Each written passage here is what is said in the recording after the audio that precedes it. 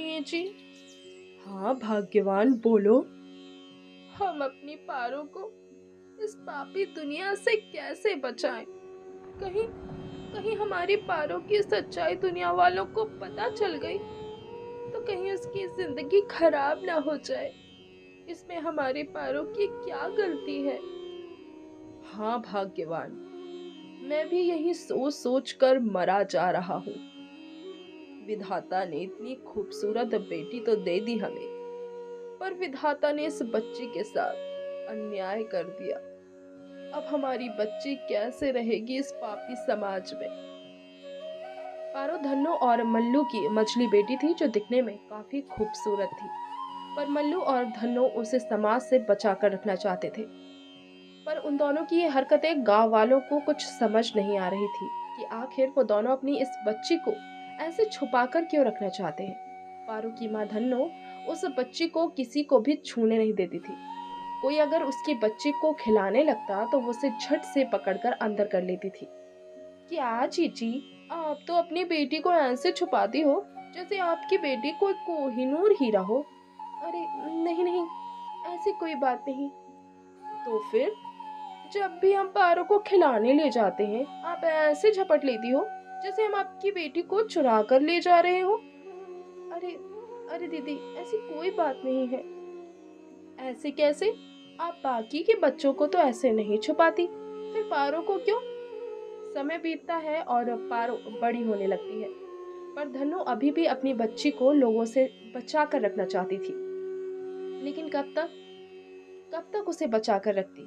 पारो अब जवान होने लगी थी और उसके माँ बाप भी अब कमजोर और बूढ़े हो चले थे। उन्होंने अपने सारे बच्चों को तो ब्याह दिया था, पर पारो अभी भी उन्हीं के पास ही थी। सुनिए जी, हम कमजोर और बूढ़े हो चले हैं। पता नहीं कब भगवान का बुलावा आ जाए। हमने अपने सारे बच्चों की तो शादी कर दी, पर पारों के बारे में सोच सोच कर ही मेरी जान निकली जा रही है।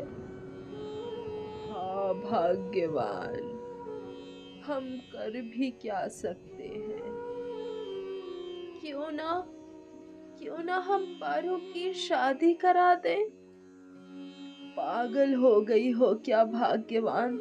जानते हुए भी ऐसा कह रही हो? तो तो कब तक हम अपनी बच्ची को अपने पास रखेंगे? हाँ, हमारे मरने के बाद पारो का क्या होगा? आपने सोचा है कभी? लेकिन भाग्यवान, अगर उसकी शादी हो गई तो दुनिया और समाज को पारो की सच्चाई पता चल जाएगी और हमारी बेटी अभी जितने सम्मान से रह पा रही है ना, वो भी नहीं रह पाएगी। पर ये भी तो हो सकता है ना जी, कि हमारी पारो की जिंदगी में कोई अच्छा लड़का आ जाए जो उसे बहुत प्यार करे। धन्नो की जिद के आगे उसका पति हार जाता है और दोनों पारो की शादी करवा देते हैं। शादी के कुछ दिन बाद ही पारो की सच्चाई उसके पति और उसके पूरे ससुराल के सामने आ जाती है कि पारो एक किन्नर है, और वो सभी पारो को धक्के मार कर घर से बाहर निकाल देते हैं।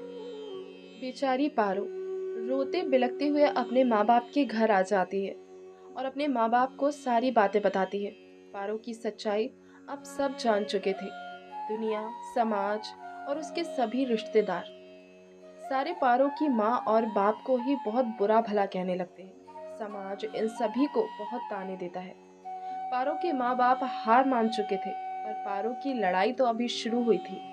ये लड़ाई थी खुद से, समाज से और समाज के उन लोगों से जिन्होंने पारो को इंसान जाति से ही अलग कर दिया था। पारो शुरू से ही पढ़ाई में अच्छी थी। वो अपनी पढ़ाई फिर से शुरू करती है और अपने पैरों पर खड़ी होती है। समाज में अपनी पहचान बनाती है और सिर उठाकर फक्र से कहती है कि हाँ, मैं एक किन्नर हूँ।